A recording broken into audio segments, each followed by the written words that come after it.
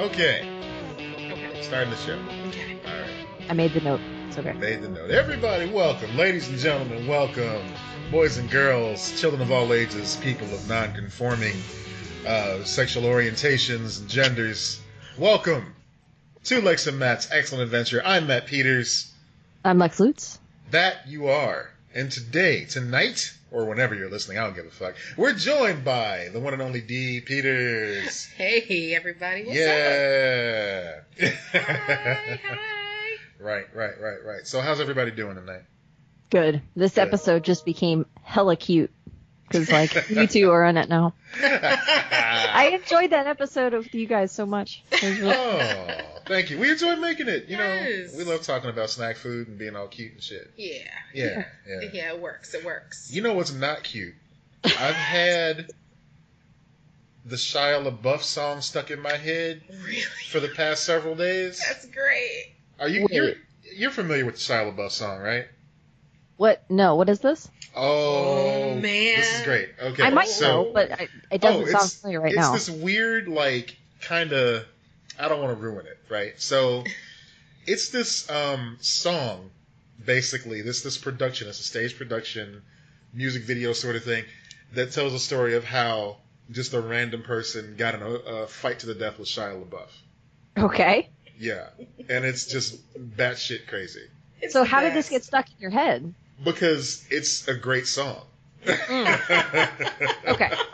Makes But sense. the reason it's been stuck in my head is because I noticed that it's got a lot in common with the beat and delivery of Busta Rhymes' "Give Me Some More," and so now it's like the lyrics are getting mixed up in my head. Oh no.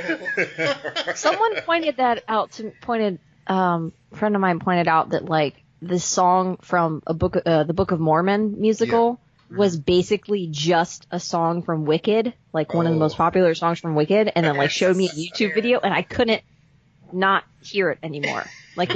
So I understand what you're saying, where it gets in your brain, you're like, no, I can't. This is it. All right. Mm-hmm. Yeah.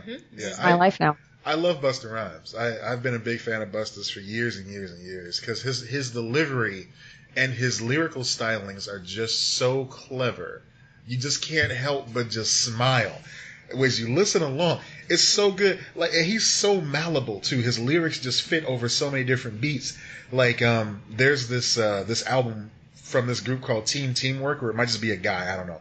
Anyway, this production thing, Team Teamwork, and all they did, they took Zelda songs and overlaid hip hop verses over it, and there's straight up just from Ocarina of Time, the Gerudo Valley song, and it's got Busta Rhymes singing "Throw the Water on Him." Yeah. And it's just it's the best. holy shit! It's just perfect. The beat is just on time, and it's everything. It's everything. It is. So I feel like somebody should take the Shia LaBeouf song and overlay "Give Me Some More." How people long had has this enough song Shia been out? LaBeouf. Because I bet that does exist. It's been a few years. Maybe I'm the Okay, only so crazy I one. bet that's on YouTube. It's the Okay. internet. It's got to exist, right? It's got Absolutely. to. We got to It look has it to. up. We got to look it up. So we'll get back to that. And of course, we'll post our results in the show notes for everybody to check out. What show notes, you may ask? Well, funny you should ask. Person who's speaking to their radio and or handheld device right now. We have several different outlets you can follow us on, including the Twitter, including the Insta, including the Facebook, all of that shit. Oh, Facebook is all caps now, by the way, so we have to scream it. Oh, is that what they did? I heard. I saw a headline. What? It's Facebook did something because they're worried about being broken up as a corporation, so they divided the corporation up. So the bare minimum of what I saw, and I get tired of reading about Facebook shit so much. Yeah. Apparently now the company isn't all lowercase like it used to be. It used to be the F is capitalized. It used to be the Facebook at one point, Right. and now it's all caps. Facebook. What? Yeah. Really? Yeah, so that's crazy shit. Anyway, you can follow us on Facebook, and you can see all the show notes that we post. See right here, this is what D does. When You she get listens to the we show. have She an just, oh my exclusive God. Facebook group that you can get if you sign up for our Patreon, which is patreon.com/LexandMatt. That's right. We appreciate all you adventurers so much, and we can't do this without you. And just jumping in for $5 a month, you get bonus episodes, you get all kind of cool stuff, stickers. I mean, there's so many things that you have access to, including just that warm, feel-good feeling of helping us continue ramble on, such as me. Like a true fan does. Like a true fan on the Facebooks. Yeah, all right.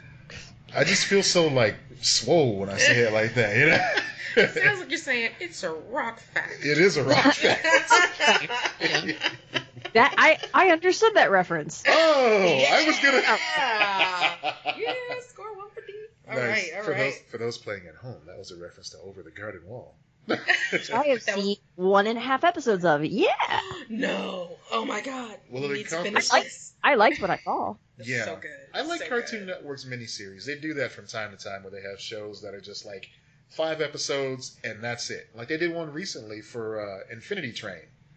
Oh yeah, that was really good. Yeah, That was yeah. really good and thought provoking and completely outside of the norm Yeah. for them. It's about this weird girl who eats onions and like apples. Yeah, and she got stuck on this train that every car has like a different theme, but it's like supernatural. So she goes in a car and it's just like this vast wooded land, and she Yeah. has to like navigate across to get to the next car. It's neat. I don't want to say anything Yeah, about it's very cool. And the fact that she eats onions like apples definitely explains why there's no other humans around. it. So, I mean, because you might want to have to hit somebody if they're Right. just constantly I'm breathing remembering onion breath in your face. I'm remembering the eating onions like apples thing in some other cartoon or some other thing. Now it's going to bother me. Yeah, Maybe it was Shrek or something like that. Oh, maybe. yes, definitely. Straight up Definitely. eating it. Yep. Shrek absolutely did bite into onions. Yeah, like but it's just like, apples. this will haunt you forever. Right. All right, so we have invited Dee on the show for a very specific reason, as our chief Popeyes sandwich correspondent. Is that it? That is one of many things that you are to me. Okay. Aw. Are you just reenacting your wedding vows? I know, Is that right? what this is? Yeah, I just called this shot like so many years ago. It's like, hey, Yeah. that chicken sandwich is gonna be fire. I want to lock this in. Second date, you were like, hey girl, you know what? You're going to be my chicken sandwich correspondent. Yep. Right? Exactly. Like, I've seen the future. I've seen the future. And the future is us The talking future. about chicken sandwiches. The future's in the chicken sandwich. So, for those of you that don't know, the Popeyes chicken sandwich is back. Yes, Lord. Yes. Woo! This time, it's back and it's back to stay. Unlike that shady ass McRib. Fuck a McRib. Man. Oh, so they are making it permanent. Yeah, it's Yeah. back. Oh, Good. okay. That's good. Yeah. And lines are already around the block. Like every Popeyes I drive past on the way home, there's 3. Okay, that's good to know that it's like going to be there for good because I'll just Yeah. ignore it for a couple months and then Yeah. You try it. should. You should. Because people are going to shady practices to get this thing. And, we uncovered this story, which we're like, this can't be true. This is Wall of Weird, guys. You were starting right out. Yeah, With the wall this of is weird. our Wall of Weird because there's Be no way good. around it. It's Don't be fucked good. up. It's not good. Oh, no. It's fucked up. Police seek to ID suspect in death over chicken sandwich. Death? Death. What? People out here killing for this sandwich. Wow. Yeah. He did. Upper Marlboro, Maryland. Really? This is from the AP. In Maryland. Yeah. Okay, Wait, all right. what did it say? What is the name called again? Upper Marlboro. Marlboro. Yep. Yeah. Marlboro. Marlboro. Marlboro. Marble? Marlboro. Say it like Whatever. you're illiterate. Upper Marlboro. It's like Super Marlboro. Mario Bros. Yahoo! Super Mario Bros. Oh my God. It's a me, Smokey-O. Can you imagine them smoking squares? Oh, Come probably. on. I mean, look, with the shit that they've seen, they probably smoke a Well, pack yeah, a day. That's right. That's right. They gotta like just sit against the pipe and just like Fred and Barney it. Like, oh, God, I've seen so much.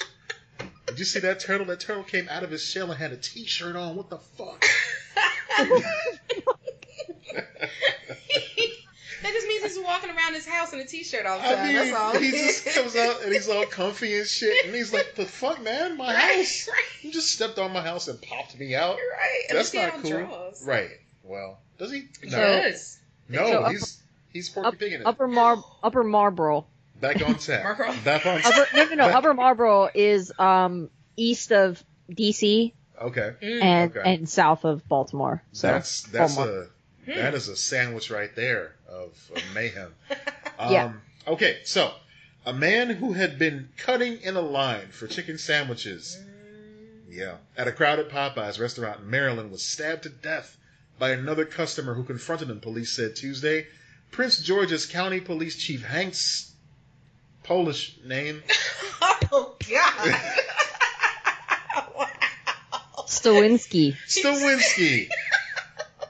Appealed I'm for like 99% sure it's pronounced Stawinski. We're going with Stawinski. Appealed for the public's help in identifying the man who fatally stabbed 28-year-old Kevin Tyrell Davis once after their argument spilled outside the Oxon Hill restaurant Monday evening. Damn. Guys, Maryland's fine. Don't worry about Maryland. It's okay. Everything's good. Good Lord. I don't know. Everyone always talks about Florida, and I'm like, yeah, a lot of weird stories come out of Florida, but damn, we got some other states going with some stuff going on. We just had this sandwich last night. It's been very, very trying at my day job, dear listeners, and Dee decided to go out of her way to get me one of these fine chicken sandwiches. Mm-hmm. There was shenanigans that took place, but nothing of this ilk. So, dear listeners, don't do a bid fucking chicken sandwich. Come on. No. It's gonna be here. You know. You know, the thing. So a telling indication that this is going to be problematic is when you see the cooks in the back in the kitchen having prayer. Oh no. And they're holding up like the sheets that they bake the biscuits on as shields. You know, like you know, like I mean, it has been a trial and a tribulation to all of them, to struggling through trying to provide these chicken sandwiches to all these people. And another thing too, even if you go and get the chicken sandwich and you don't even have to deal with a line or whatever, be nice to all of the people working there, even if they're not nice to you. That is a hard job. Yeah. Don't act like you're better than them. Don't be an asshole. Be nice. They thank you. You know, they're working a really tough job, especially with crazy people. So it's true. And hopefully people that have worked in retail and, you know, the restaurant industry, hopefully they remember how difficult a job it is, because it's just as difficult as it was before. Of all the things that change in this world, war never changes, Popeyes never changes. That is true. It will always be that hood and spot. Unlike war, which I believe can change, Popeyes is not capable of change. So check this out. So all right, you know, that's terrible. People are getting shanked over chicken sandwiches. I just want to put that bow on that. Yeah. That's awful. Yeah. People in Maryland, my heart goes out to you. Please do not kill each other over chicken sandwiches. People are doing some shady shit for these sandwiches again already. Mm-hmm. So at my job today, I was talking to a coworker of mine. I won't say her last name. Shout out to Ariel. She was telling me that she... Say your last name. What's her social security?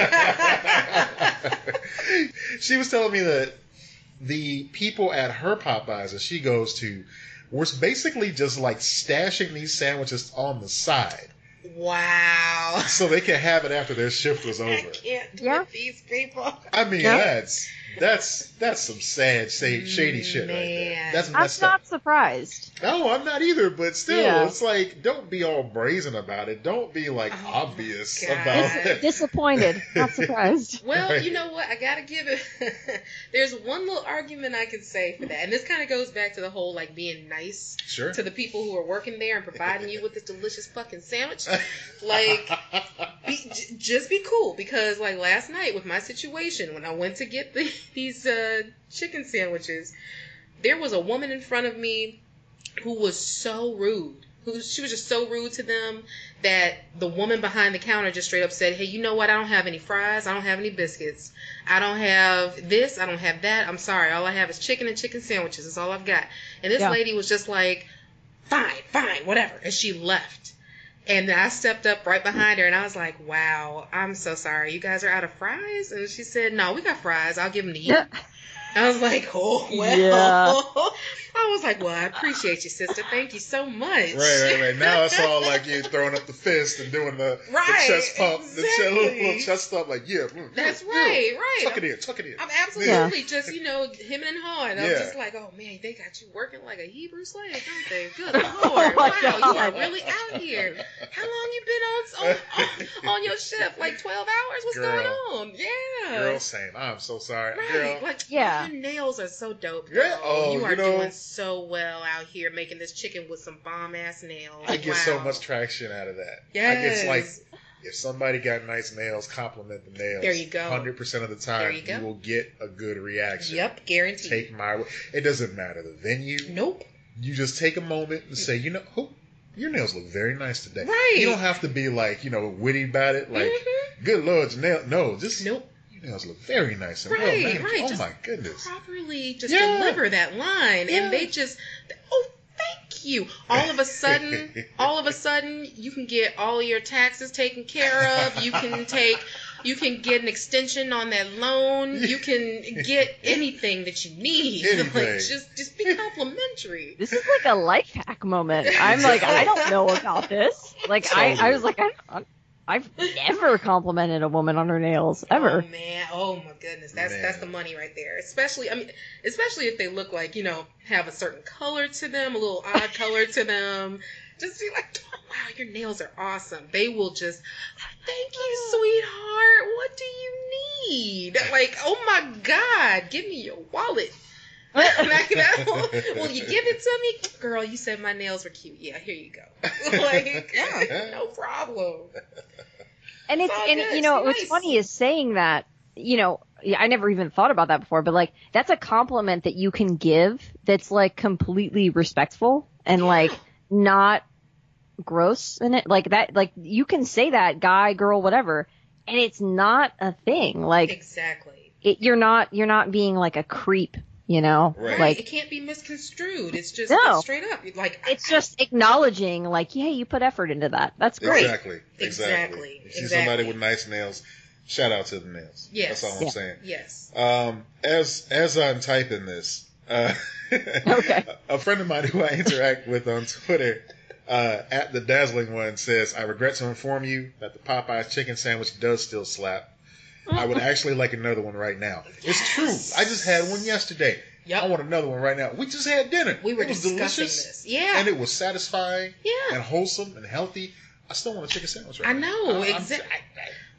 Lex, we wiped our mouths off last night, and then we started talking about the next time we're getting this chicken sandwich. This is serious. This is an addiction, and we are acknowledging this. It is. I believe you, and I kind of support you. I'm a little bit worried, but like I do support you.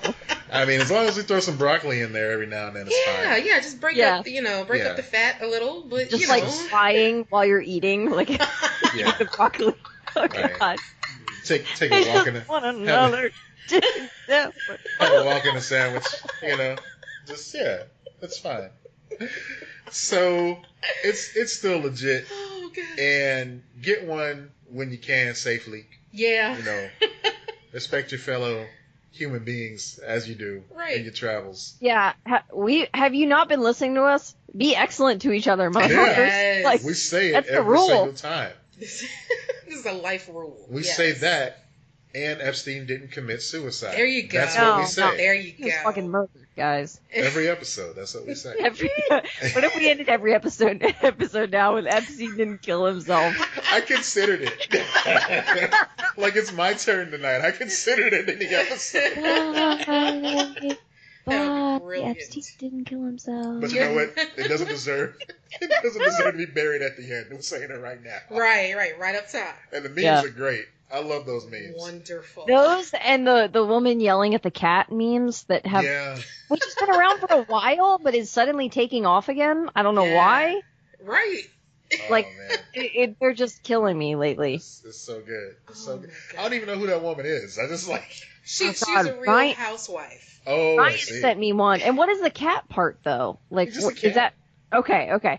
honestly think it was just a fucked up picture that somebody took of their cat. Ryan sent me one that's like shows a Maryland flag, and it's the woman yelling, "It's Maryland," and then the cat going, "Merlin." Yeah, exactly. Right, we kill me. Jesus. Yes, it's like out here we have somebody. We have one where it's like the lady saying, "It's Garfield Boulevard." It's Garfield Boulevard, and the cat says, "Nah, that's 55th." Yeah, like that's how it is. Man, and it just, that is a super local reference. Yeah.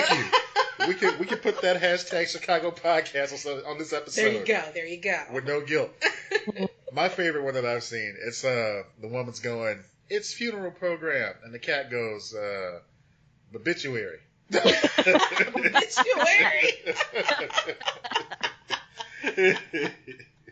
Oh my God, it's so good. It's so damn good.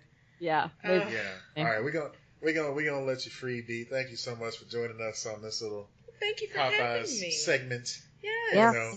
Yes. Be cool about the Popeyes, people. Yeah, Matt was like, "Can we have D on?" I'm like, "Yes." Just well, thank you. I'm glad you second that notion. Yeah. Always welcome. All right. Thanks, D. Be cool, good people. Bye. All right, I'm gonna call you right back. All right. Hello. Hey. Hey. I don't know what that is, D. Someone has alcohol, apparently. She's singing house music and expecting me to know what it is. I know nothing of house music. What is house music? Oh my God! Shut your face! You're from Chicago. House music is a Chicago staple. It's party music, and it's got a very persistent beat, usually repetitive sample of something or someone singing. And it's a lot of people's jams. They used to sell them on CDs at malls. Gotcha. Yeah, mixtapes, all that stuff. Okay. Yeah. Okay. Yeah. But cool. I mean, it's got a legacy. It's got a legacy that persists because people in Chicago are all about house music. Like Hannibal Buress is a DJ sometimes on the weekend, and he'll play nothing but house music. And they have like a house music festival that happens in May every year now. I think it's like the 5th year that's coming up. Yeah, it's a thing, man. People love that house music. Mm-hmm. But not cool. me. So, D is just making all the faces at me right now. All the faces. I want that to be my new ringtone. Oh my God, I can't stand you. I'm surprised you haven't gotten that ringtone yet. No, mine's a little bit Alexis. Yeah. Mm-hmm. So we got a show. Yes, we do. Got stuff that's... We got so many submissions for... Yeah. We put that question out there. Everybody was just like happy. I mean, I love it when people are enthusiastic about something and they want to make their voices heard. I love that. I love it. Yeah, so, me too. Yeah. We were initially talking about, we were wondering what we were going to talk about on the show tonight. And we had a few ideas. One of which was to talk about some underrated movies that we enjoy. Yeah. Yeah. Movies that just don't get enough love, maybe, you think? Yeah. I don't know. Yeah, totally. That's kind of how I felt about when I was making... Or I had already made a list, and then I just kind of went back and, like, double-checked and added some more recent films I've seen to it, kind of thing. Yeah. What was how many were on your list again? 6? So I had 6, and then my 7th, which I'll just say now, because I've already mentioned it on the show, it was Jarhead. Okay. Yeah. I talked about that on the show, right? Yeah, you have. Yeah. That one's a good one. That is. There's more detail on that in one of our past episodes. You figure it out. I don't know. I mean, people listen to every single episode, right? I mean, that's what they do. If they haven't already, go back. I mean, they're there for you. They're right there for you. So I have 6. How many do you have? I got 6 now. Okay. Yeah. You don't sound too sure about this. No, mine are very, like, I don't know what it is. Like, when I think underrated films, so my metric for these was where they couldn't be, like, critically acclaimed, you know? They had to be movies that came out and didn't make a whole lot of money, And it isn't something that I already talk about like nonstop as it is. Like, I had to eliminate Scott Pilgrim because I feel like Scott Pilgrim was too popular for me to throw on my list. Because to me, Scott Pilgrim is a great movie and I enjoy it and I talk about it all the time. So people already know that about me. Yeah. Yeah, I struggled with that too. One of them is like from this year or late last year. I think it's actually just from this year. And I don't know how popular it is, but I know it like really resonated with me and has already become one of my favorites after just one viewing. Like I already want to watch it again, which is rare for me nowadays. You know, to have a movie where you're immediately like, I want to run it back. Like it's that good. So are yours ranked in any way? Because mine aren't. Not at all. No, we don't do the ranking thing. You know us. Well, listen. I didn't think so, but I just wanted to double check. Okay, so I guess I'll start us off here. So the one that was released this year, I think. Okay. Maybe late last year. And I just recently watched it, and holy shit, the writing in this movie, the performances, the direction, the music. Booksmart? Have you seen Booksmart yet? No. Oh, you know what? We talked about that. No, I didn't see it, though. Oh my God. It's so good. Yeah, that's definitely underrated because it seems like it just kind of came and went. It was so heavily advertised, but yeah, it seems like after it came out. I think that it was always going to struggle to a degree because it was like it's not like it is an R-rated film, so it's always going to have that threshold to try to overcome. Yeah. And selling a teenage girl movie is going to be easier if it's PG-13. Mm-hmm. They didn't do that.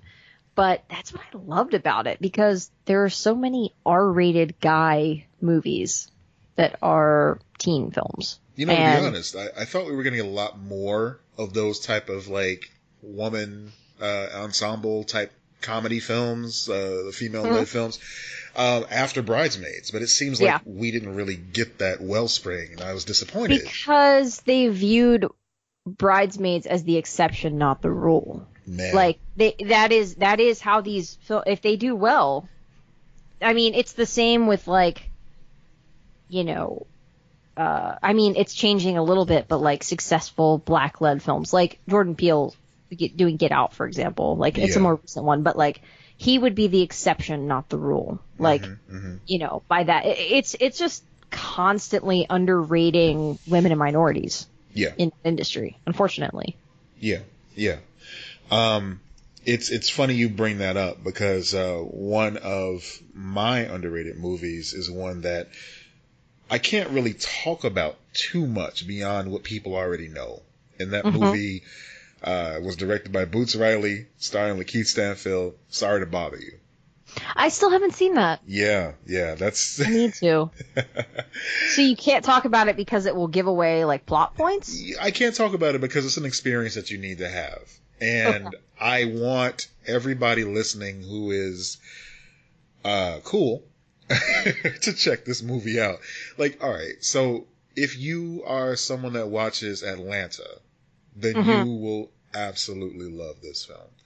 If you love anything else that Zazie Beetz has been in, she's in this as well, you will like this film. It is an art house type of film. Basically, what they showed in the previews is just the tip of the iceberg. Is Lakeith Stanfield, he works in one of those call center type jobs, and one of his coworkers teaches him that he has to have a certain type of voice to get ahead, and that voice is portrayed by a couple different white actors, but it's just like the super nerdy type of like, you know, you can trust me to walk a grandmother across the street. But it's like David Cross and Patton Oswalt. Okay. I remember the trailer for it where it's like, it looked super weird. Not in a bad way, but like just weird. Yeah. It's super weird. And I think that's why it needs to be experienced. Like, Lakeith Stanfield he's absolutely an underrated actor.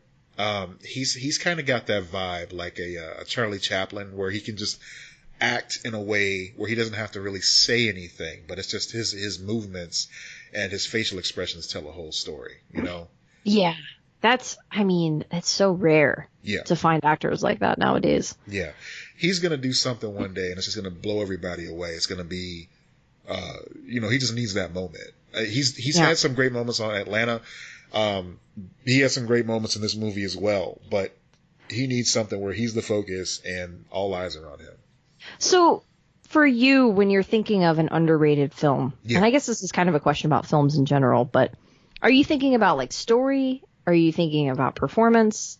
Is it a little bit of everything? I consider it something where it's like, okay, there's a great movie that I saw and I don't hear anybody talking about it, right? Yes. So Rocky Horror Picture Show didn't make a lot of money, but everybody talks about it. It's a cult classic. Everybody knows Rocky Horror.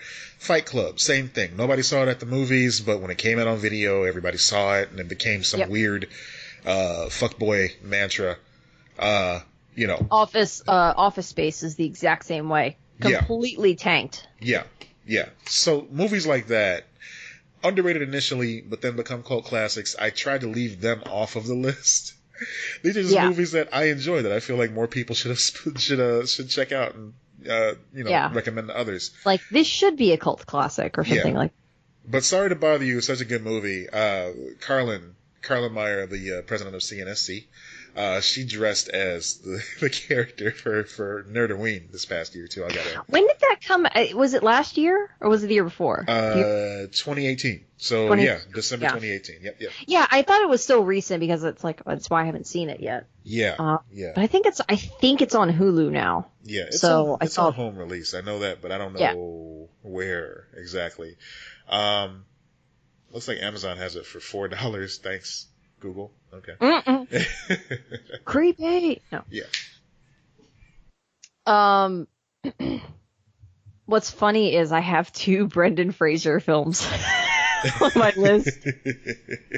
Guys, we love Brendan Fraser on this show. We do. Like, he's the best. So I'm going to pick one of those films now. Okay. Did you ever see Blast from the Past? Oh, of course I saw Blast from the Past. I love that movie. Oh my god. It's so sweet and fun, and Adam is such a weirdo.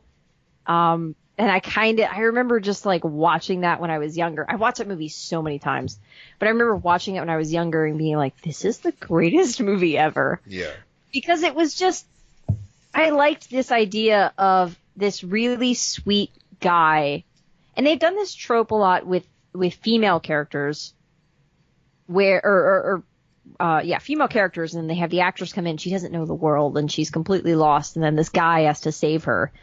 And it's like the White Knight thing. Yeah. Is like the whole, So it's like, okay, that story's been done and it's a little bit problematic now. But that aside, like what I liked was Blast from the Past completely reversed it and had this guy going out into the world and he has no concept of how to function. And then there's Alicia Silverstone, which once again, I love Alicia Silverstone. Like, it's just like Brendan Fraser. Like, I love this actress. And their chemistry, just everything about that movie was, it feels like the kind of movie that you're like, how did they make this? Was this movie ever made? Right. Because it's such a weird concept. It's interesting. I like Blast from the Past so much. I think it's a great movie. I'm just looking at like the budget for it, according to the report here. Yeah. $40 million. See, that should not have cost $40 million. Right, because Sorry to Bother You, which was made in 2018, cost $3.2 million. Okay, well that you can't really compare the two. I know, it's just funny. We've had this conversation in the past of like a When Harry Met Sally movie was made years ago, and that budget, I think, if I had to guess, you can look it up, but like, if I had to guess how much When Harry Met Sally was made, I would say it was between $30 and $40 million when that film was made. I mean, and that was a middle range film, and they just don't really do that anymore. They're either nothing movies like Sorry to Bother You, which is like under $10 million, or they're gigantic blockbusters. They're like $200 million. When Harry Met Sally cost $16 million. 16. Right. That is insane. That's surprising. Yeah, so like $40 million is too high for that movie. That movie should have cost about 20 to make. Blast from the Past. Yeah. And they would have made their profit back. Like it would have been way more successful. I'm sure it was because Brendan Fraser was like really in at that point. I'm sure he got a big paycheck. I'm sure Christopher Walken got a big paycheck. I mean, it's Brendan Fraser, Christopher Walken, Sissy Spacek, and Alicia Silverstone. Yeah. That cast is incredible. Like, I hope they got paid. I hope that was a big reason why it cost that much. But that's kind of ridiculous. It's funny. Like, I agree with everything that you said about the movie. I enjoyed it for those reasons. But I also just enjoyed how cute Sissy Spacek and Christopher Walken were in the bunker when they were raising Brendan Fraser. Yeah, so the whole concept of this movie, if you haven't seen it, is Christopher Walken and Sissy Spacek in the 1960s are kind of conspiracy type people thinking that the atom bomb is going to drop on them. Right. So they build a fallout shelter. And this was a thing that people did. They built fallout shelters to survive. So lines get crossed. They think that an atomic bomb went off on their house. Mm-hmm. So he had it set where automatic doors close for 30 years or something like that. So they raise their kid in solitude. Yes. In this bunker. And then the kid has to go out into the world. It's such a great romantic comedy, family comedy. It's so good. It's like two movies. Like, I would watch the whole movie of the family just raising him in the bunker. Like, that's interesting to me. But they spent a really good amount of time doing that, too. They did. And one little, thing that I love is that the dad had the foresight to, buy stock in Apple before they went in. And then he came out and everybody's, super rich now because it did so well, of course. Yeah. Yeah, and it's just little things it has vintage baseball cards and, you know, but they're in great shape because he doesn't know they're worth anything. And he's completely innocent because he just has, his parents that are both good people raising him in solitude. So he's, got the best manners in the world. And it's just a very interesting movie. Yeah. And I don't think it gets enough love. I think that people should watch it. That's a good choice. That's a real good choice. One of my favorite ones, and I'm kind of cheating a little bit because I was just oh yeah, these are movies I don't talk about all the time. Mystery Men, Oh yeah, just definitely. Great ensemble cast, and unfortunately the movie that launched the career of Smash Mouth via All Star. Hey, you know what? Okay. They made their money. Smash Mouth has redeemed themselves in my eyes because they're on Twitter, being super fucking cool all the time. They are. I'm okay with Smash Mouth now. So in retrospect, I'm not listen to them, but I'm cool with them. In retrospect, with Mystery Men, there were a couple things that I wish they'd have done differently. Of course, I haven't seen it in years. Yeah, one of the things I always had a problem with is because I had a crush on Janine Garofalo. I wanted them to introduce her sooner in the movie. She was super funny, so I'm yes, Janine Garofalo's in this, and she's kind of in it, but not all in it. So I'm all right, Hank Azaria is fine. Paul Rubens is good, I guess. William H. Macy though. William H. Macy stole the show for me just with that one line saying, "I shovel well." That was perfect. So Janine Garofalo in Romeo and Michelle is the one that always gets me, where I'm oh my God, she's this bitter, chain smoking. Yeah, I love Janine Garofalo. That is a good choice. And yeah, I mean, I think that there are more people weirdly discovering Mystery Men now or talking about it more because I have seen it mentioned a little bit. But yeah, not a lot of people saw that. That was a movie that you could bring up 10 years ago and nobody would know what you're talking about. Yeah, it it came out at a time that superhero movies weren't that big. It was already kind of making fun of the genre. It was based on a comic book called Flaming Carrot where they didn't even include... Oh, I didn't know that. Yeah, so Bob Burton, who is a writer and illustrator, he made this comic book called Flaming Carrot, which is just literally about a man who has a giant flaming carrot as a mask. And, I mean, it's unwieldy. The stem of the carrot goes all the way, a foot above his head, and the tip of it is all the way down below his feet. Okay. I don't get the design, but it was just wacky enough for me to get into. I love the Tick, so it was like, okay, this is kind of the same vein. Yeah. But the artwork is so crude, and the humor is just so like, you know, pin-up girl sort of like madcap noir action, that sort of thing, with this guy with a fiery carrot for a head. It was just nuts. So, and when I heard they were coming out with a movie, I'm like, I gotta see this. And then he wasn't even in it. So, I mean, it shouldn't have worked. The cast is just so varied. Like, we mentioned Janine Garofalo, William H. Macy, Paul Rubens, of course, you know, the former Pee Wee Herman, Hank Azaria, incredible voice actor from The Simpsons. But then you got, like, Kel Mitchell, you know? You got Tom Waits with his gravelly voice. I mean, it's so obscure. Yeah, you got the Goody Mob in there for some reason, with CeeLo. just a wide variety of people. Dane Cook, I guess he was important back then. So whatever. Anyway. No, that was before Dane Cook took off. Yeah, he must have been on the come up. Because that's like late 90s, right? Yeah. Dane Cook didn't take off until like early 2000s, like 2003, 2004, something like that. So he was probably like still doing clubs and met some of these folks, and they just like, hey, come on down, do this one little, because he was not to say that Dane Cook wasn't doing anything then. It was pre like, let's put Dane Cook in every movie kind of thing, because he's the hot guy in town. Yeah. Whatever. There's this actor, Doug Jones, who is somebody that you've seen him, or you've seen him acting, but you don't know who he is. He plays Abe Sapien in the Hellboy movies. He was in The Shape of the Water, of course. So he's way before all that. He played a character named Pencilhead in Mystery Men. I need to revisit Mystery Men. Yeah, I think it's critical viewing. Check it out. It's good stuff. I love it. It cost $33 million to make. Wow. Blast from the Past cost more money than Mystery Men. And Mystery Men had a flying bowling ball. Today. What? Yeah. I don't get movies. I don't either. Okay. All right. What's your next one?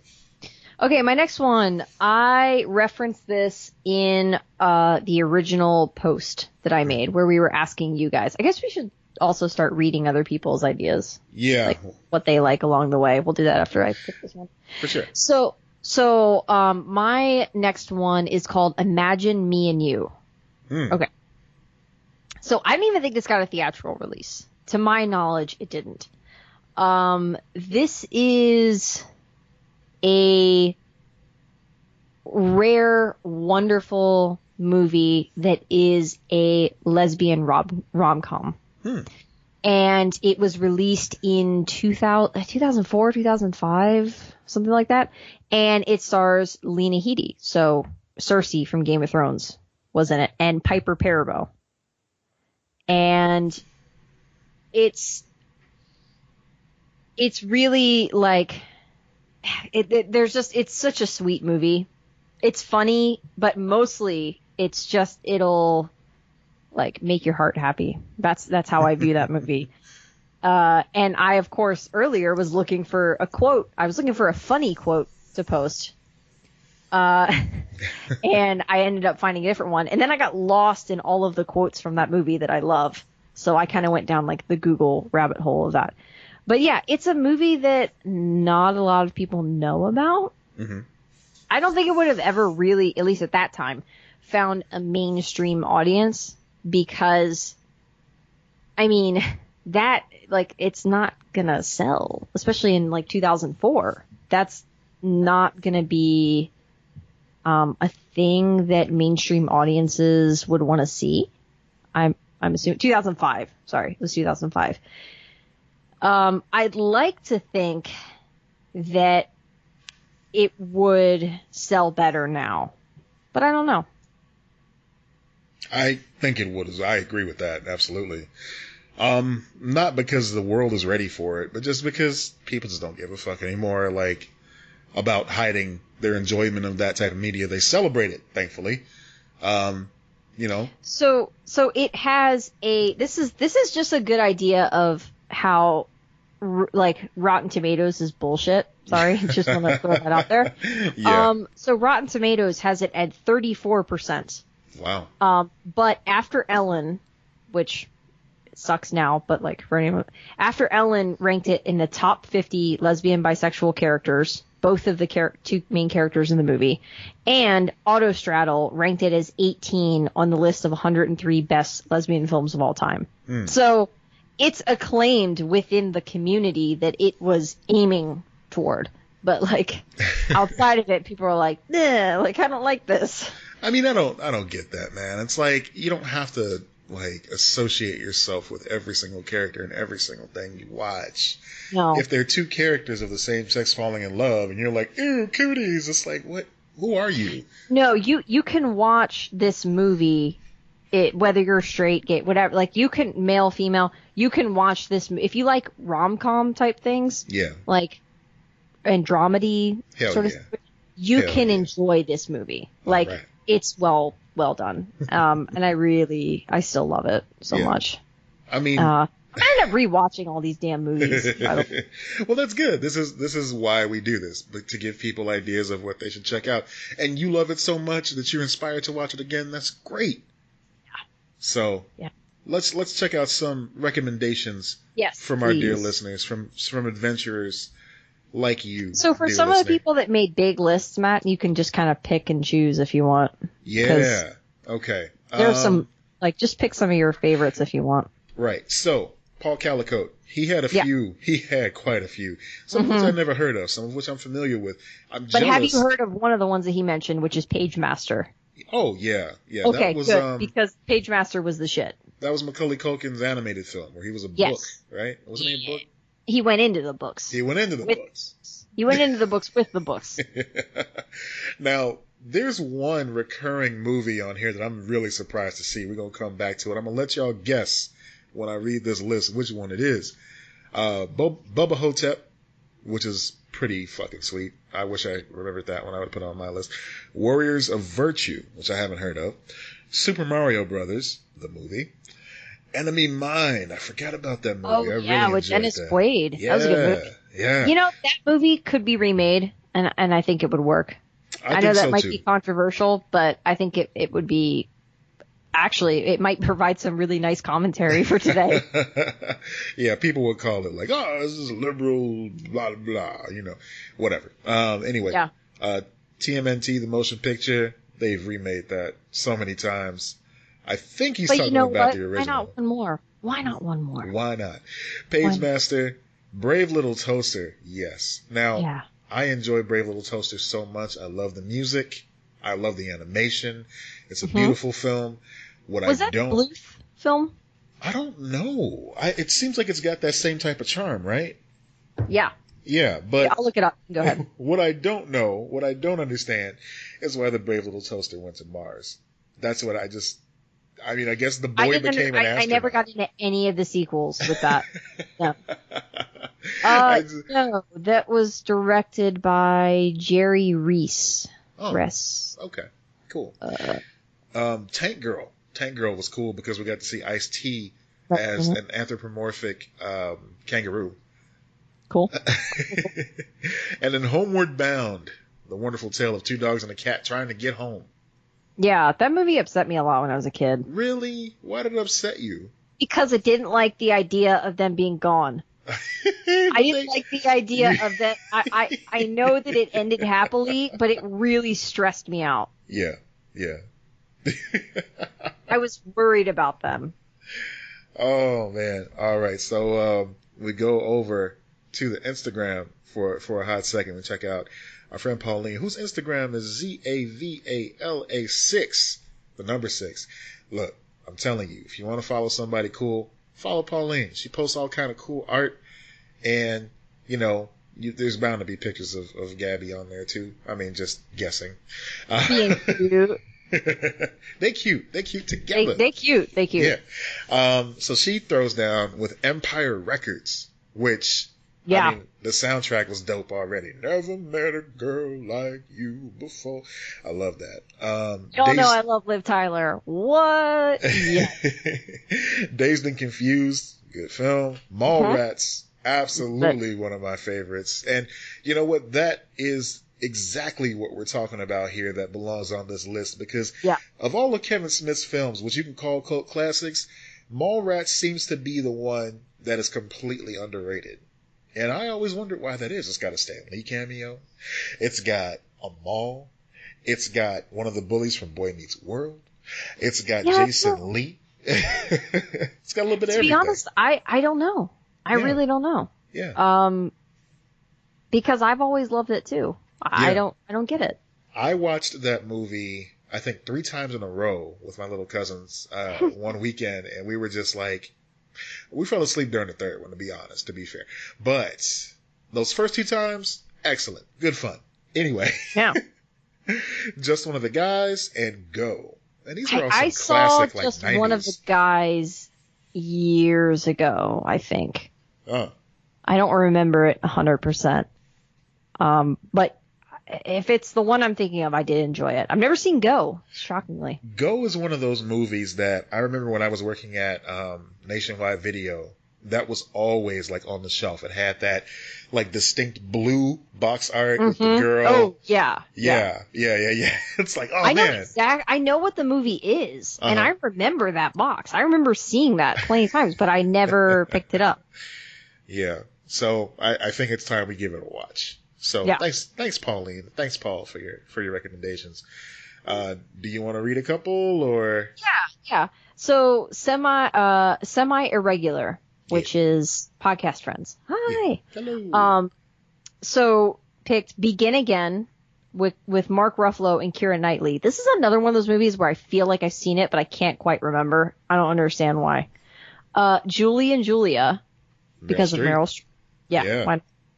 Last Holiday, The Holiday, which I thought that was really funny how it was like both of them. I remember I actually just watched The Holiday recently for the first time. I did enjoy it. All right, let's go back one. Last Holiday with Queen Latifah. Yes. Absolutely underrated movie. I love that movie. Queen Latifah is just enchanting. Yeah. Yeah. I agree. I mean, ever since I first saw her in Chicago, that was the first acting. I don't remember how much she did television before, but was she doing movie acting at that point? She did Living Single. She did yeah. But was she in movies before that? Yeah. She was in Set It Off. Oh, right. So anyway, the first movie that I saw Queen Latifah in, because I'd seen her in television, but the first movie that I saw her in was Chicago, and I was like, holy shit, she's so good. Yeah, she really is. She's a great singer. She's a great performer. She's just such a good actress.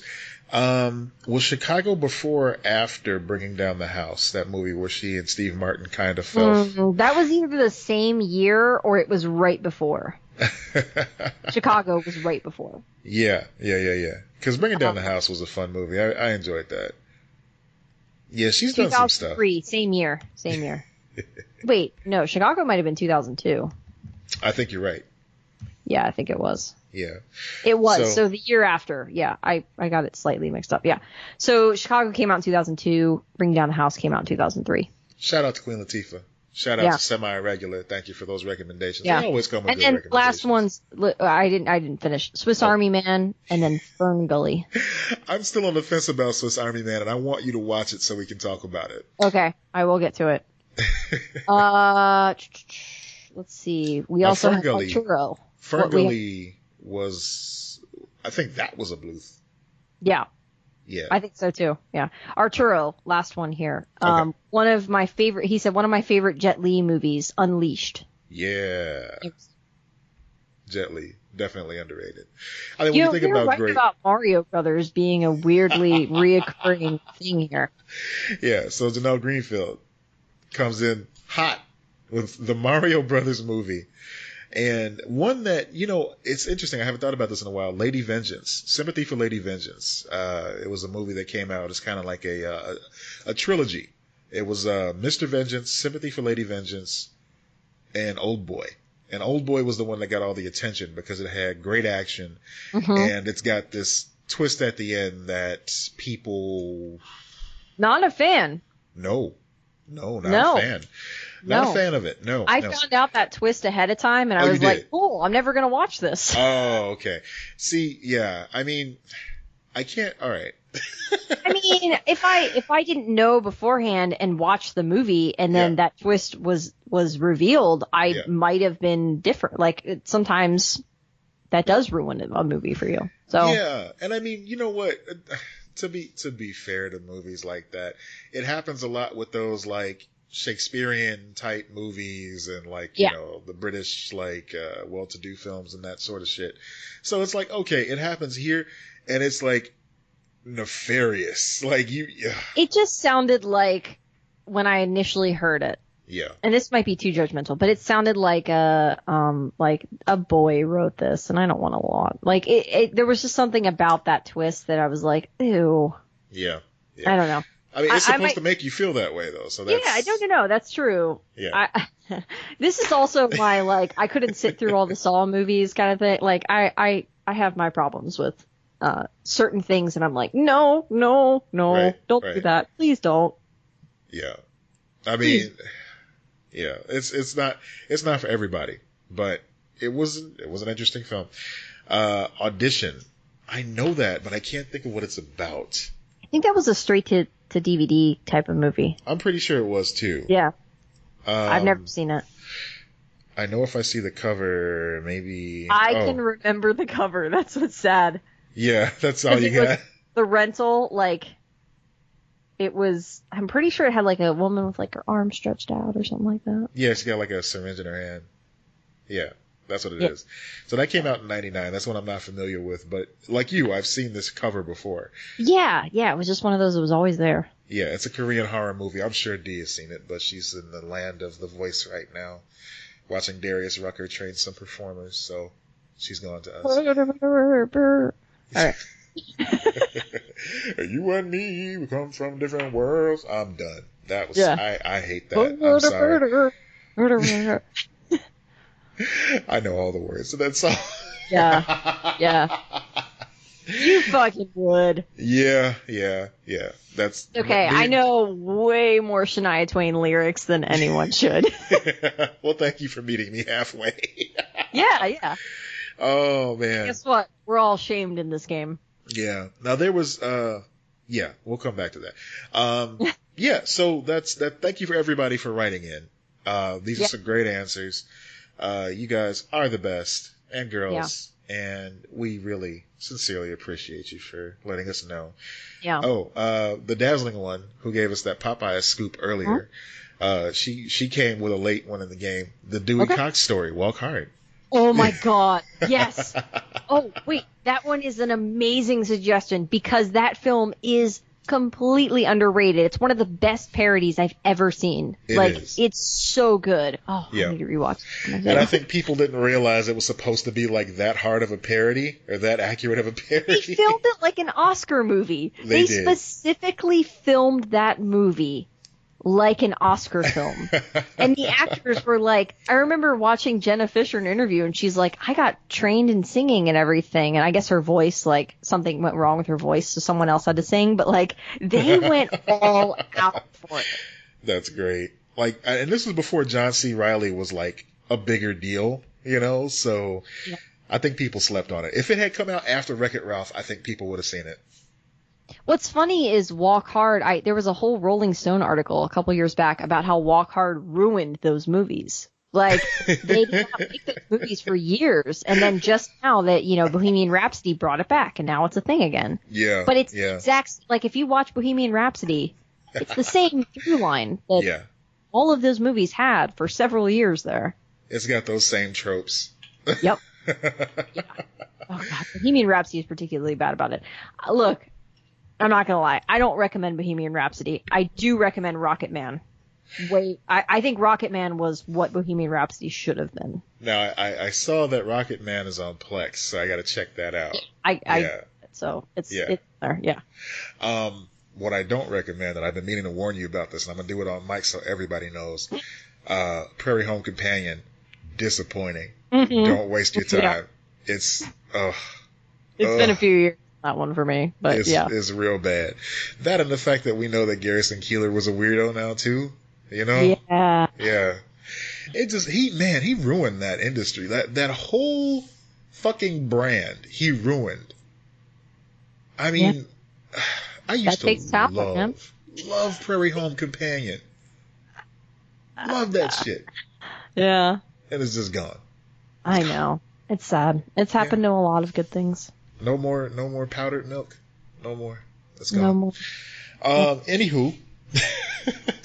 All right, so we still got a few more on our lists, right? I have 3 left. How many do you have? I think I have 3 as well. Okay. I got 4. Yeah, because you just went. Okay, so you do one then first. Okay. So mine is, this is going to be a fairly quick one because there's really not much to say about it besides it was enjoyable. So, okay. Folks may know I used to co-host a show called Digital Dumpster Diving with my buddy Dave Martin. We would take movies that were reviewed middle of the road on Netflix when they still showed you the rating, and we would watch them and figure out if they were worth your time or if they were trash. So we watched this movie called The Similars, and it is actually pretty dope.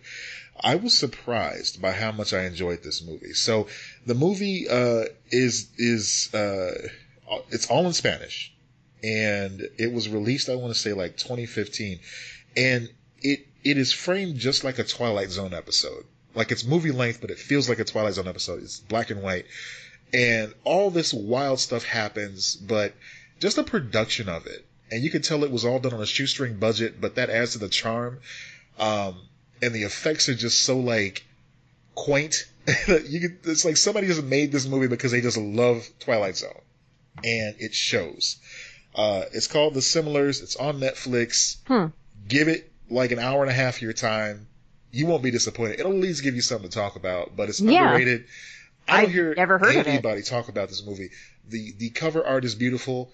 And the production team that made it, and there's nobody of note in this movie, at least not that I've seen, do anything since then. But the production team is so great. Like, even when we tweeted out about it, when we covered it on Digital Dumpster Diving, they like retweeted us and were like, "Thank you for watching" and stuff like that. Just real cool. So I guess that's kind of just like a little a passion film for me as well. I enjoyed it, and it was a good time, and I think you'll enjoy it as well. I don't. We'll have to mention them when we make this post too, because I mean, no, seriously, always give little indie films shout outs like that, because that rules. I don't know anyone who was involved in this, so that's really great. Yeah, it's 2015. It's a Mexican supernatural thriller written by Isaac Esban, and cool. I got nothing else on his resume that looks familiar to me, but man, he's got some passion. So yeah, check this out. That's great. Okay, so my next one. Which one? Let me do the other Brendan Fraser one. Yeah, let's hear it. School Ties. School Ties. Did you ever watch School Ties? I did. I loved School Ties. And I will say this. I liked it more than Dead Poets Society. Ooh. Dead Poets Society was the one that got all the love, and I was like, what about School Ties, guys? What about it? Anti-Semitism. It's a problem with these waspy people. Yeah. It's true. Loved it. It's a great movie. Brendan Fraser shines once again in this one. Yeah, really great. Basically, it's about a kid a young Jewish kid who gets accepted into this prestigious boarding school to play football. Yeah. And it's basically about him having to hide the fact that he's a Jew. And it's in the 1950s. So it's I think it says a lot about Jewish history and assimilation and like all of these things that are still relevant today in a lot of different cultures. And how anti-Semitism can be so strong within certain communities. It's just, it has like deeply unsettling themes, and then it's kind of that like rising above it, and I don't know, it was interesting. And it wasn't a movie that was like, yeah, all of our problems are solved now. Like, it's not one of those movies that's just like, everything's great. It's like, no, things are kind of messed up. And it's about dealing with that. So I really love that movie. Yeah, I liked it too when it came out. It's one of those that it's not on top of my list, but if it's on, I watch it. Yeah. I don't think. So I think that a lot of underrated films are the ones that like you go back and rewatch. But it's one of those movies that I'm not saying like go rewatch it, but I think if you haven't seen it, I think you should watch it. I think it's worth your time. Definitely. All right. What you got? Okay. So, my next one. Now, I was reminded of this movie because of Dolomite. We talked about that a little bit last week. And I watched that, by the way. Oh, did you enjoy it? Yes, I did. Very much. Cool. And I forced my dad to watch it, too. Oh, really? And in the beginning, he was like, what is this? And then by the end, he went, that was based on a true story? Yeah. He didn't know it was a real thing. So he was like, oh, man, that was cool. Like, he actually ended up really loving it, too. So, of course, Dolomite was based on a true story. Yeah. And the character of Dolomite was one that was like always talking himself up and making all these outlandish stories about himself that no possible human man could accomplish.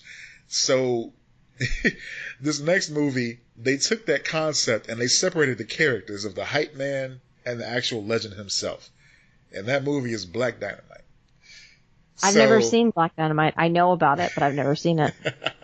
For those that don't know about it, Black Dynamite is a parody of those old 70s blaxploitation films where you just get this bad motherfucker who can do karate and he's just got a fro and it is perfect and everything is just going his way and he's got his own theme song and everything and he's got this hype man named Bullhorn and Bullhorn is basically just like Dolomite. He's kind of like got a little pot belly going. He's not the most attractive man in the world, but he can talk some mad game. So they're always getting in all kind of fights. And so, of course, everything he says in rhyme. He's like, oh, you a corn-fed fool with a lot of muscle mass, but it's time for Bullhorn to get up in that ass. You know? Oh, my God. That is awesome. Man, and there's just so much about this movie that is just hilarious. And it's just like, you know, dealing with all these tropes that, you know, it's just taking it just right on the nose. It's like, yeah, this is a trope. We're going to shine a light on it. It makes fun of itself. Like there's a scene where he's talking to a bad guy and the boom mic is visible. And you're like, oh, that's a movie mistake. But no, like Michael Jai White, who's the star of the film, he's Black Dynamite. He looks up at it and like tries to kind of shoo it away a little bit. Mm-hmm. I do need, it's been on my list for a long time of like, because I watched the trailer and I've seen clips of it, but I've never watched it all the way through. Like, or I've never sat down and watched the movie. Yeah, it's out there, man. It's so out there. It'll put a smile on your face. Like it's just so wild. I love that though. I love films that like get, you know, take risks like that and do something cool and different. Cedric Yarbrough is in it as well. He plays a side character named Chocolate Giddy Up. And I'm sorry, it's not Chocolate Giddy Up. He says it a certain way. It's Chocolate Giddy. He has to do it like that. And am I allowed to call you Chocolate Giddy Up now? I'm going to have to run that by the wife. I don't know. No. Cedric we just had this conversation earlier where we're like, there's no hetero, but can we? We're going to have to veto this one. That's a hard veto. But Cedric Yarbrough, who's the black dude from Reno 911, he plays the pimp Chocolate Giddy Up, and Black Dynamite comes into this like pimp meeting or something like that. That's the best way to describe it. And he's like trying to tell them, yeah, I'm about to clean up the streets and no more guns, no more violence, no more drugs in the community. And he pipes in, he goes, but Black Dynamite, I sell drugs in the community. Like, not me, I'm your boy. Don't do. What year was this made again? Oh man, this is like, I want to say 2016, 2017. Oh, yeah. It's older than that. It's 2009. I'm old. Wow. Oh wow. Yeah. But yeah, it had its own spinoff into a cartoon that was on Adult Swim for a while. It was done by the same animation team, Madhouse, that did, Death Note, and I'm trying to think of the one Boondocks. I was just I knew what Death Note was, so. Oh, cool. Yeah. No, I had a lot of friends were into that, tried to get me into that in high school, and I was like, I don't understand this. Yeah, that's a sad boy but anime. I like it because you like it. Okay. I'm cool. I'm part of the team. No, it wasn't that. It was more of the, like, I don't get this, but I'm like, cool. Neato. Yeah, it's definitely sad boy anime. But back to Black Dynamite, it's a great film, and it should be checked out. I think it's really good. Yeah, that's a good choice, because I know other people have recommended that in the past, where it's like, yeah, this is a movie that you should not sleep on. Like, this one. This one, I feel like if you know it, I'm going to be shocked. And I actually had a professor reference this movie the other day, and I freaked out in class, and everyone was like, fucking calm down. And I was like, I'm sorry, I've just never met I've only met like one other person who's seen this movie in my life. It's called Saved. Oh, you know what? I know about Saved. With Macaulay Culkin? Saved is the big. Person. Yeah. That's a big movie in the theater community. Yes. Absolutely. Yeah. So Saved is about a girl who's in or not Catholic school, it's like a Christian, like non-denomination Christian school. She's in this school, and like they're super Bible thumping, ultra religious, and it's a dark comedy and satire, and she gets pregnant, and like it's dealing with all of that. One of my favorite moments in that movie was because Mandy Moore was in it. And this was when Mandy Moore first started like breaking into acting. Yeah. Because she was just like a pop star before that, and then she fought really hard to like become an actress. Mandy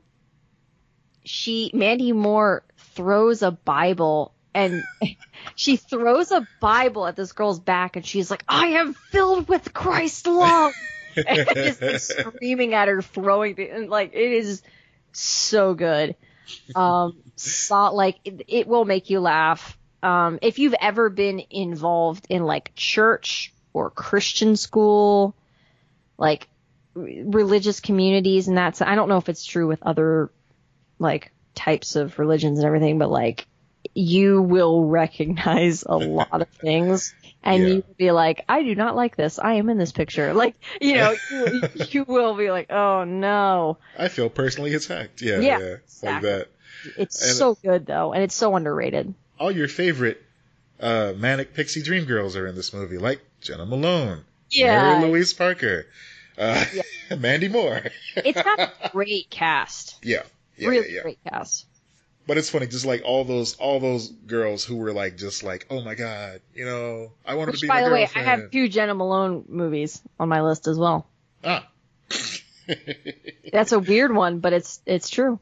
She happens to be in another movie. 2004. Yeah, it's a good movie. $10 million. Cost to make?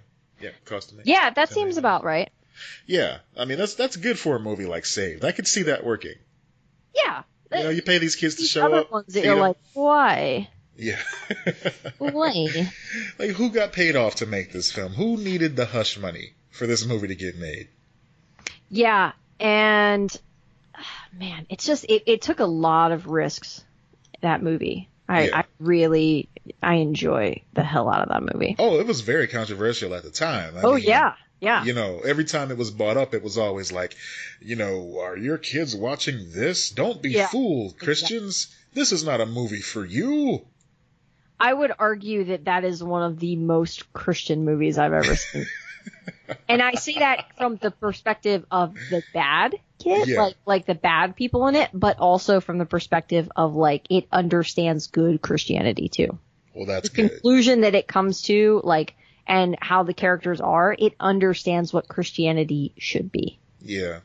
You know, the sad thing is that most people who are just like super gung-ho about religion don't understand how 3-act structure works. So once they get the beginning of it, it's like, oh no, I am turning this shit off. They won't say shit, obviously. I'm turning this filth off. My goodness, it's poisoning our children's minds. Right. Yeah. Right. It's, I mean, they probably wouldn't have even liked it at the end, though, because it's calling out a lot of this structural, like, issues. And this, you know, I don't want to say fake Christianity, but, like, using it as, like, a sword or whatever instead of a shield kind of thing. Like, this is not cool. Right.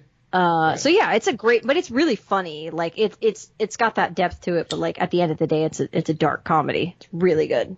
Yep. Only for true G's. And by G's, I mean God-fearing Christians. Have you heard of our Lord Savior? No, I'm just kidding. All right. All right. What you got? I got one that you're very familiar with, actually. Mm-hmm. It's a little film that came out on the same weekend as not The Last Jedi. What was the other one? Force Awakens. Yes. It's a little movie called Sisters, starring Tina Fey. You don't like the carabiners. I learned a lot from this film, including the trope about lesbians and carbiners. Carabiners, yeah. So Tina Fey and Amy Poehler play sisters because why not? You know, they've always been guest stars in each other's projects for the longest time, ever since SNL. Figured they would make a movie together, so they did, and I loved it. I thought it was engrossing. And it also featured John Cena, oddly enough, and he was great. I think I've seen that movie at least 10 times. I think that's actually like undercutting it because every single time it's on cable or something like that, I'll turn it on. Yeah. Like if it's on, it's going on my television. It was a staple on HBO for a long time. I remember that. Yeah, so it had the unfortunate luck to come out the same weekend as The Force Awakens. I think maybe they thought that, you know, some of the folks that weren't into that would end up going over to see Sisters, but everybody was interested in The Force Awakens. And I will admit, women, children. As much as I love them, I did not see it in theaters. Yeah. Yeah, I didn't either. And I saw Baby Mama in theaters. Really? Yeah, I did. No regrets. Hashtag no regrets. No regrets. Sisters is better, though. Way better. Bitch, you don't know my life? Yeah. That was my text alert. I'm clean. That was my text alert for the longest time. Oh my god. Yes. But Sisters has so many lines though. So many things. When you like, that's your husband? Yeah, that's my husband. Oh, some shit's gonna go down in a couple of years. It's got good stuff from Maya Rudolph, John Leguizamo. Like the cast is great. But it lost out to not only Force Awakens, but also Alvin and the Chipmunks Road Chip. It's kids' movies, man. You're a R-rated film, you can't really compete with it. Nope. So they took a risk, and maybe this adds to the whole thing that we were talking about with Bridesmaids as well. Like, they took a risk on this one, it didn't do too well, and I guess they just kind of got sticker shock. Everything. Yeah. I mean, I feel like they did it on purpose, trying to get that holdover, but it just didn't. I mean, they might have been dumping it too. They might have been like, we don't know where to put this, whatever, and like just threw it out there. It happens too much. Like, there's been plenty of shows, plenty of movies in the past where it's like they did not promote this properly. Yeah, I didn't see hardly any ads for it. No, I didn't either. I just knew about it because I love them, and like I'll watch them in anything kind of thing. I mean, at one point, I think a movie starring Tina Fey could have just sold itself, but this was not the time. No, fortunately not, because it's so good, and like I've seen it so many times now that I can say like it holds up. It's very, very good. Yeah. So check that out. I enjoyed it. Good shit. Okay, so I saved my this one underrated film for last because it's basically my favorite film of all time. And nobody knows it, except for the people that over the course of many years, I have bought the DVD because it's not streaming anywhere. Oh. I buy the DVD, and I've been buying the DVD for years now. Wow. And I give it as gifts. Like, I've constantly given this movie as a gift to other people. It's called Life as a House. And I recently read so it was directed by Irwin Winkler. And so he came out with a book recently. Now, Irwin Winkler, those who don't know, he is a legendary producer. So he produced like Rocky and stuff like that. Produced a lot of great films. He decided in the early 2000s he wanted to direct a movie. So there was a screenplay going around called Life as a House. And I believe it was, so I read Irwin Winkler's book or parts of his book. And he was because I always want to know, why did this movie not make it? It basically went straight to DVD. It flopped, and nobody has seen it. I only found it because I was walking through Blockbuster, and my dad actually picked it up because he liked Kevin Kline. Oh. And he picked it up. He's like, I like Kevin Kline, okay. And I saw it, and I went, that's Anakin Skywalker. Hayden Christensen was in it. And I was like, oh my gosh, I want to watch this movie. And my dad's like, okay. And then he had to stop it and wait a couple years before I was allowed to watch it because it's a very adult movie. So this screenplay was going around, and Irwin Winkler I believe it was Michael Douglas who said to Irwin Winkler, this is the greatest screenplay I've ever read. Wow. And he was like, wanted to do it, but timing, whatever, couldn't do it. So Kevin Kline ended up taking on the main role. So I'm just going to read the quick description of it. It focuses on a man who is anxious to repair his relationship with his ex-wife and teenage son after he is diagnosed with terminal cancer. Huh. This movie will make you cry buckets kind of thing. Like, it is everything I love about a great movie and a great story. And because I love family stories. I love like relationship dynamics. I love these complicated like situations, and I love when writers, directors, all like they get in and they explore those, because that's what we all deal with. We all have things like that. Yeah. And as much as I love the big fantasy movies, like I love, Civil War and yeah, like all of these big movies that come out, like the Star Wars movies, and everything. I want to say Star Wars, but like Star Wars does deal with some of that stuff. But like these movies that they have like stories, they're not necessarily like as grounded and as dealing with these things. Yeah. So it's just such a good movie. And it's a movie that I've never given it to someone and they haven't come back to me and said, like, this is one of my favorite movies of all time now. Or they haven't been, like, completely moved by it or been like, I am crying over this. Like, everyone who has seen it has been impacted by it in a big way. It's still, if I'm asked what's my favorite film of all time, this is what I say is my favorite film of all time. That's amazing. It was the movie that made me want to make movies when I was younger. Like it was everything to me. And I still have my DVD and everything. Like I will never get rid of it. And then I used to just buy copies and give it to people, like the way you would your favorite book or whatever, because it meant that much to me and I wanted people to know about it. So, probably my favorite film of all time is called Life as a House. And it was made in 2001. And the reason that it wasn't successful, so it was looking like that kind of movie, that Oscar movie, that big buzz, everything like that. Yeah. So this is the story that Irwin Winkler told. It's going to premiere in this film festival. And so he's like, okay, it's going to premiere tomorrow in the film festival. So the film festival is September 11th, 2001. Oh no. Yeah. So the film is, Irwin Winkler was like, it's like inconstant, like you can't, he couldn't even promote it. He couldn't do anything with it. It was not because he didn't love the movie, but because he was like, you just can't do anything after that.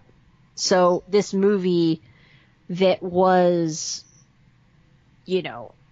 such a, like he was talking about, it felt special making it. The script was special. There was so much of it.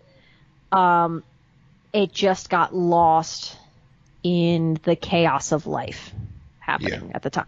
But yeah, it's and another case of Rotten Tomatoes being bullshit. It has a 47% rating on Rotten Tomatoes. Yeah, so, and that, you know what? I can tell you exactly why. Yeah. It's because of the hate against Hayden Christensen because of Star Wars. That's all it is. Right. And look, you don't have, like, even if you watch it and you don't like it, that's okay. Like, you don't have to love this movie or whatever, but like, it's a good example of like, don't necessarily take those reviews as like solid, because there are a lot of really great movies that people are just being obnoxious about for whatever reason. Yeah. Yeah. Man, well, I appreciate you sharing that very personal, moving relation to that movie. No, really, it's amazing. Like, I envy you that movies can move you like that. Like, it's been a long time since a movie has moved me in that sort of way. I can't even remember the last time I felt like that about a film, you know, where something just got me. Booksmart really hit me hard. Booksmart? Booksmart. No, Booksmart, because of the LGBT, like, aspect of that film was really? so well done. Oh my God. Okay. I was like, this is the best I've seen. I take back my laugh. I thought you were being sarcastic. No, I'm serious. It's the best portrayal I've seen. That's cool. I gotta check that one out too. Yeah. I mean, I've had situations where I've like teared up recently, but I can't remember. Probably just blocked that shit out. I don't know. I put it in a vault and just locked it away. I'll have to ask D. I will say that there has been like, I don't like movies as much as I used to because there just aren't as many good ones. Yeah. You know, Booksmart was the first movie that I've watched in a long time where I was like, this movie is everything. Like, and then there have been some comedies that I've really liked, like Sisters, like you mentioned, is a good example. Yeah. But it's tough. Like I think we talked about this. I don't know if I talked about this on the podcast. We talked about it off the podcast where I watched A Star is Born. Like, and I was like, this is what good movies are now? Like, this is nothing. Like, you know, so it's tough. Yeah. I think that you have to hunt those better movies. Yeah. More. Yeah. And, you know, I had a weird moment with Signs, oddly enough. M. Night Shyamalan. Signs. Yeah, I like that movie. I like it too, but like, I don't know, the part at the end really spoke to me when the kid was having the asthma attack and he got super anxious. Oh yeah. Like that was so well done, and I could like feel that because I've been there before, not being chased by aliens obviously, but just having an asthma attack in a situation where it's like you don't know when you're going to get out of it. Like that shit hit home. That hit hard. So whoever like wrote that scene, whoever like, maybe he was like, you know, channeling something that he learned personally, but that was just so on the money. It just like cut me. I was like, wow, he got it. He understands what an asthma attack feels like. Okay, so I'm curious about the asthma attack scene. Is that like an accurate portrayal? Like, you said he got it, but like, is that realistic of like you can control the breathing and like bring it back, or? To an extent, like you still need that. You still need that medicine, but it's like when you don't. Okay, so when I'm in a situation, or you know, it hasn't happened in a very, very long time. But if I'm ever in a situation where I need my medicine and I don't have it, that already adds that anxiety, and that anxiety escalates. And you can't catch your breath even more. Yeah, I understand that part. Exactly. Yeah. So I feel like if I keep talking through it, people listening that have upper respiratory issues are going to start feeling that little like tug on their chest a little bit too. Yeah. But it really does feel like something is just like sitting on your chest. Yeah, that movie was really good. Really good. D reminded me just now. Yeah. Coco. Really got me. That was very moving, very touching. I feel like Pixar is cheating though. Just because it's like they have it down to a science how to make it almost cry. Doesn't count. Yeah, it's just like, come on, guys, you know you're gonna get me. I'm ready to cry. Yeah. I'm ready. When I go see a Pixar movie, even a Toy Story. I'm not even safe from Toy Story. Toy Story 3, which I mean, spoilers, obviously, people have seen it by now. When they're going into the furnace, and Buzz just gives up, and Jesse asks him, "What do we do now?" And he just looks so sad and holds his hand. That shit got me. Yeah, I know. I was like, oh fuck, the toy's gonna burn, y'all. Oh god. Of course, the first 15 minutes of Up, like everybody in the world, you know. Oh no, we can't talk about Up. Right, no. right. No, no, that's my. Oh god, earlier that reminds me of.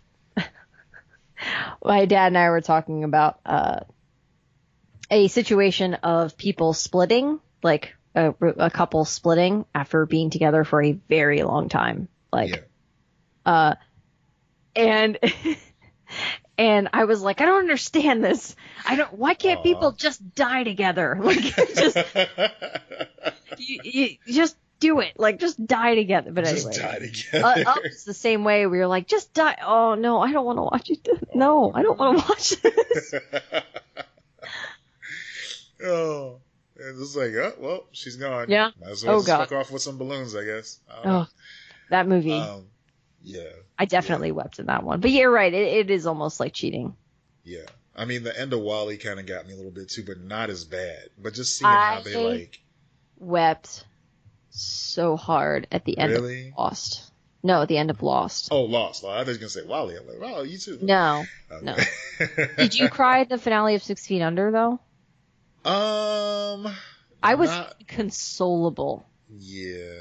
Like, don't get me wrong. I enjoyed the ride. That was a very entertaining, engaging, and just like I cried a few times during the show. I mean, you know, when characters died. Obviously, it's about a funeral home. You of course, characters didn't died. cry at the end during the finale. You need therapy. You need therapy. That's it. I don't know. Therapy. I don't know. I really disliked the main character by that point. I'm like, oh, you are dead inside. Yeah. He was dead inside. That was the problem. Yeah. Okay. You're talking about when they were, oh, no, yeah, I did. The finale. Okay. Yeah. That's what I'm talking about. The finale. When what's his face? Yeah. I mean, yeah. I don't want to spoil it for anybody else. But yeah, when they were showing all that. All of it. All right. You got me. Yeah. That happened. I forgot. Because it seemed like once the main character was gone, that would be all of the show. Nope. There's more. Not with 6 Feet Under. So yeah, that got me at the end. I forgot about that. The drive. We'll just call it the drive.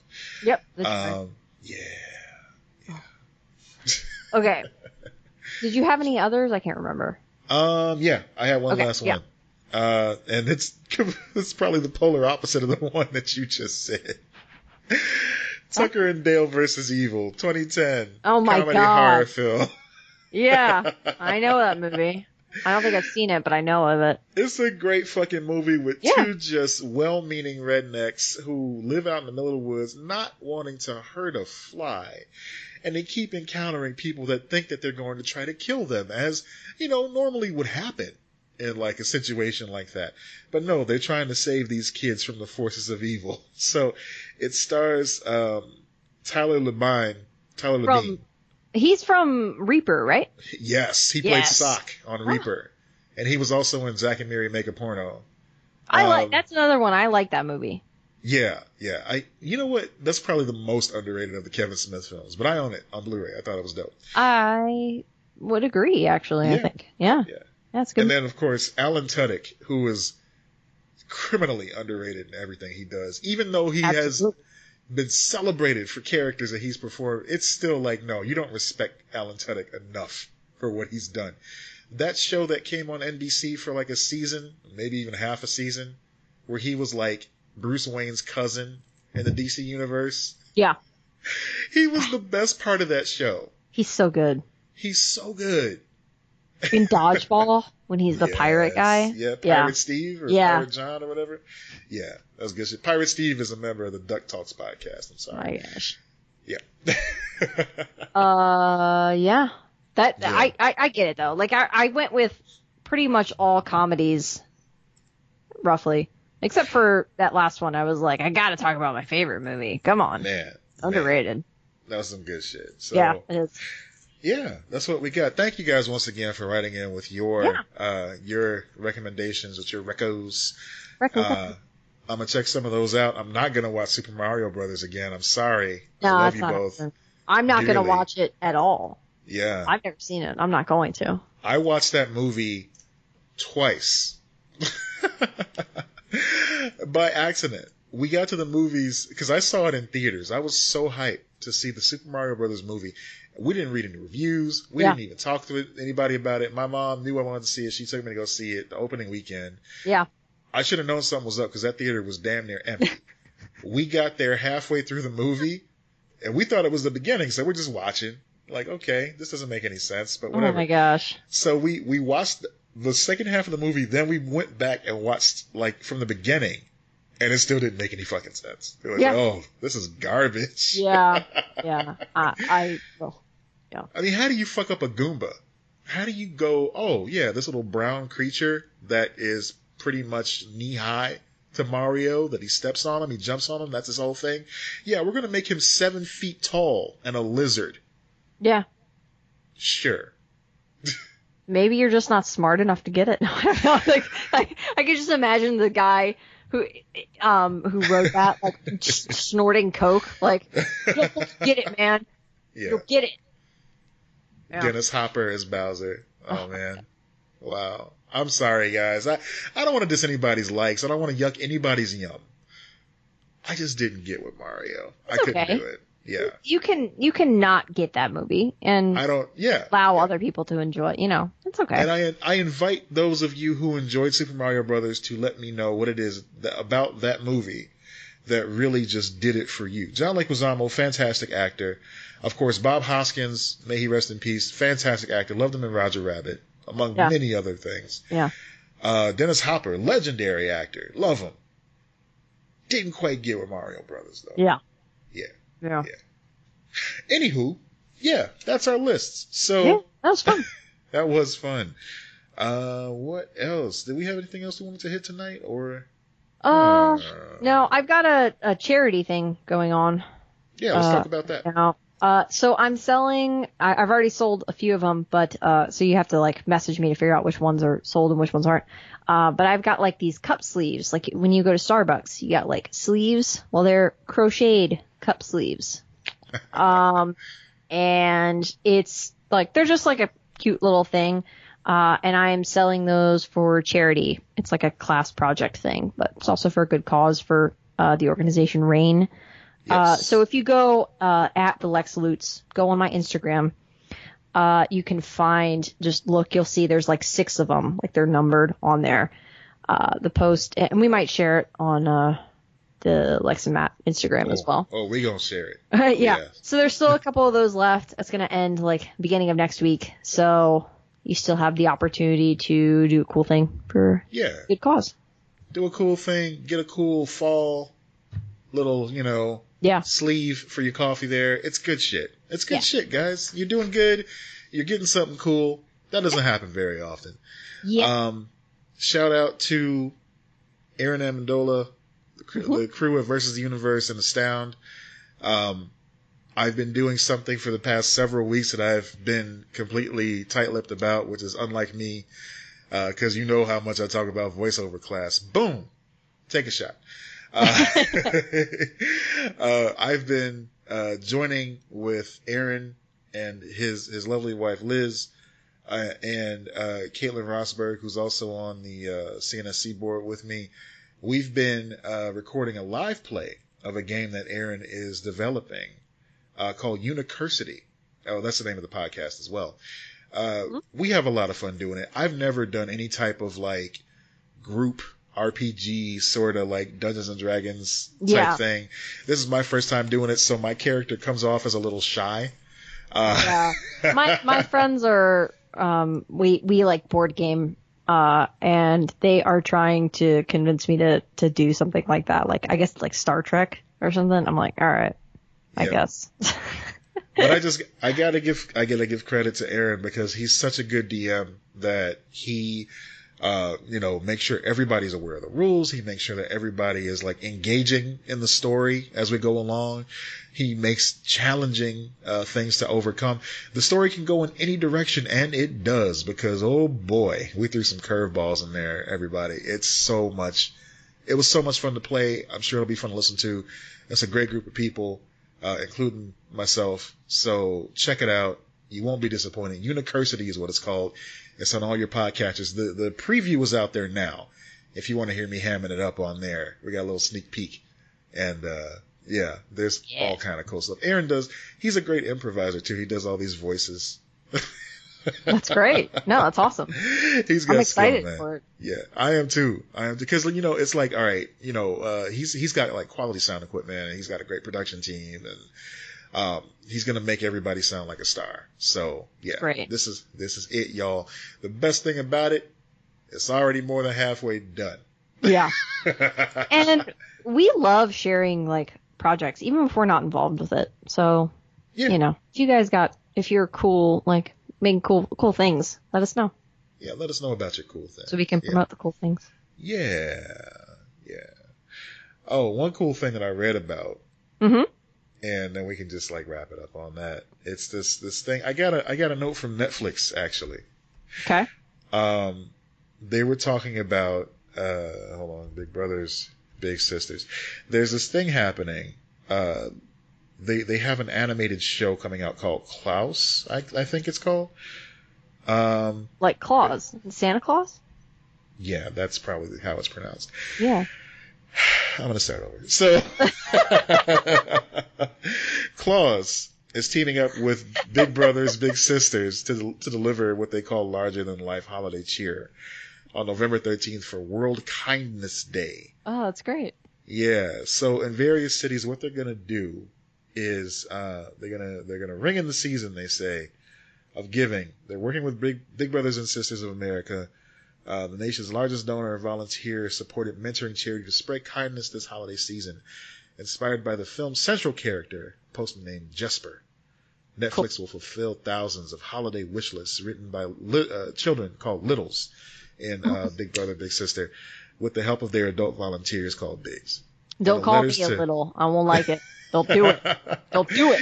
In a Letters to Claus initiative, to kick off this effort, Netflix will unwrap the massive gifts in these cities, including Chicago and LA, revealing bespoke events benefiting each local community. Special gift wrapping and letter writing stations will also be available for those passing by to wrap presents and write thank you letters to their loved ones just in time for the holiday season. So what I thought was cool about this is that they're basically taking these underprivileged kids and they're giving them the opportunity to take part in this big event, and they're going to reveal these piles of presents benefiting these communities. It's going to be amazing. That's and the cool. first time I read it, it made me cry like Coco. Aww. So I had to read it. See, you for cry y'all. at real life. Yeah.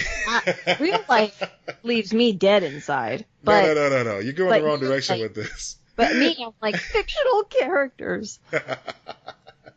I'm going to make you feel a lot better. Because no, I wasn't crying over real life. I'm crying while reading a press release. That's fucked up. Yeah.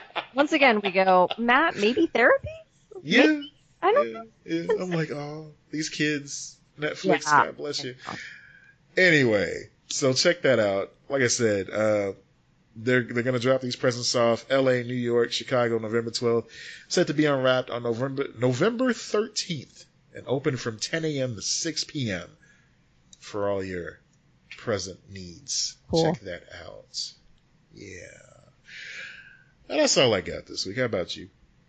Yeah, that's all. I mean, that's it for me. That's a lot. I'm already tired because of this fucking daylight savings bullshit. So. I know, man. Oh my God. Last night I went to bed at like 10 o'clock. It's rough. Same here. I hate it. Yeah. This is the one that really bothers me. Even though you gain that hour of sleep or whatever the fuck, like they say. Yeah. I mean, like this is the one that usually bothers me way more. I like the other one better when you spring forward or whatever. Me too. Because I'm asleep. I don't care. I don't notice. Yeah. But right now, it's like, okay, now it's supposed to be like 11 where I am and midnight where you are. So. Yeah. For some reason, Sunday, it didn't really bother me as much. It was yesterday that really got me. I think because that's just you're getting back in the groove of the week. Back in that routine. Fuck. Daylight savings bullshit. We should just be on the other one. We should be on the spring one. All the time. All the time. Deal with it. It's going to get dark earlier or later. It's cool. Deal. It doesn't matter. Like, Jesus, it doesn't matter. And there are cities that, like Indianapolis doesn't change. Because, like, my aunt lives in Indianapolis. They don't change. They keep it the same way all year. They do good work. Yeah.